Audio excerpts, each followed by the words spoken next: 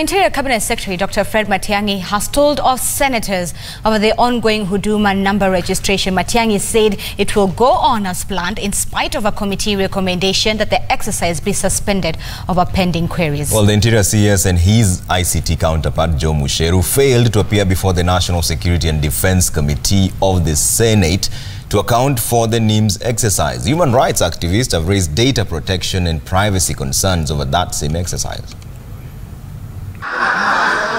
Just hours after senators sought the suspension of the pilot Huduma number registration drive, this was Matiang'i's response. We will roll out the NIMS project on schedule and as planned. I know that there are issues that have been raised in court. We will go there and explain ourselves, and I am confident that we will be fine. Matiang'i was speaking in Embu while on a national government inspection tour. This morning, he as well as the ICT CS Joe Musheru and the AG were expected to appear before the National Security and Defense Committee of the Senate to account for the National Integrated Identity Management System NIMS, which includes the Huduma number registration. Neither showed up. What was so difficult in revealing to us, for example, the name of the contractors or the companies that have been contracted to undertake this exercise, how they were brought on board, what is the budget of this exercise, what is the emergency.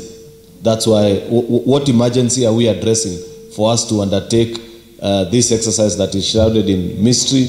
We must get an undertaking from the CAS that they suspend this exercise until we come to the bottom of all this and until we have a legislation to protect the privacy and personal data of Kenyans. Interior Cabinet Administrative Secretary Patrick Olentutu was present but was not allowed to answer any questions. I would have expected, out of courtesy and respect to the House, both Cabinet Secretaries to appear because it's a serious matter, to request for more time. As a House,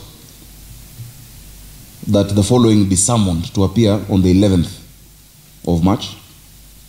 Cabinet Secretary Interior, Cabinet Secretary ICT in person. Until then, the Senate determines, so directed, that that matter be suspended until your colleagues find it worth their while to come and be accountable to the Senate of the Republic of Kenya. Meeting is adjourned.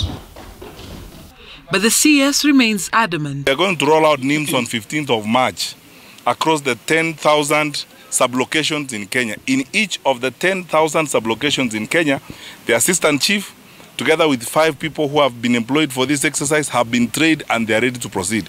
We have all the kits in place. We have done the training we need. We will roll out the NIMS project on schedule and as planned.